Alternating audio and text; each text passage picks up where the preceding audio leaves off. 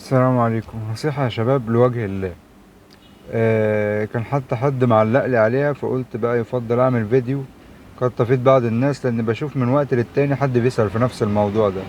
واللي هو واحد مثلا بيبقى جاي من سفره ماشي ومعاه فلوس، ايا كان الفلوس، 600 الف 700 الف 3/4 مليون مليون.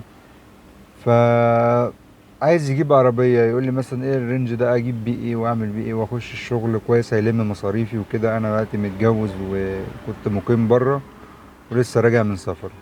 طيب، افضل حاجة ليك المبلغ ده. يعني مادام هو عدى حاجز ال 300 الف، ماشي فيما فوق بقى ضعف ال 300 الف، سي 600 الف مثلا. فانا رأيي الشغلانة ديت ده للي داخل عليها والوقت الحالي. 300 ألف 400 ألف هاتلك عربية هتظبط معاك الدنيا حلو قوي، ما تعديش 400. يعني من 300 400 هتجيب لك عربية كويسة. صيني كوري، مش حسب بقى انت وما هتلاقي. اكتر من كده انا رأيي خسارة، خسارة على الشغلانة دي. ماشي،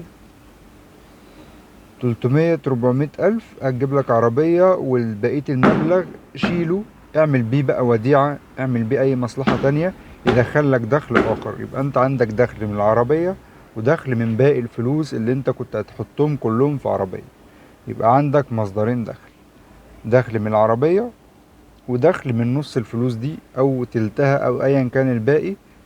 طلعه اعمل بيه أي مصلحة، تكون بقى حد مشاركه في حاجة، وتاخد نسبة، تعمل وديعة وتاخد نسبة سواء 3 سنين او كده. فده رأيي. ماشي. والعربية في حد ذاتها هل هيكون دخلها عامل ازاي وكده، انت على شغلك، على طريقة شغلك. لو هتشتغل صح هتغطي مصاريفها ومصاريفك ومصاريف بيتك، وممكن في المواسم او الوقت اللي فيه فلوس تعرف تكسر منها فلوس وتدخل لنفسك فلوس. انا بصور من هنا والناس بتنفض فوق. ف ده رأيي ودي نصيحتي، وتوكل على الله بس.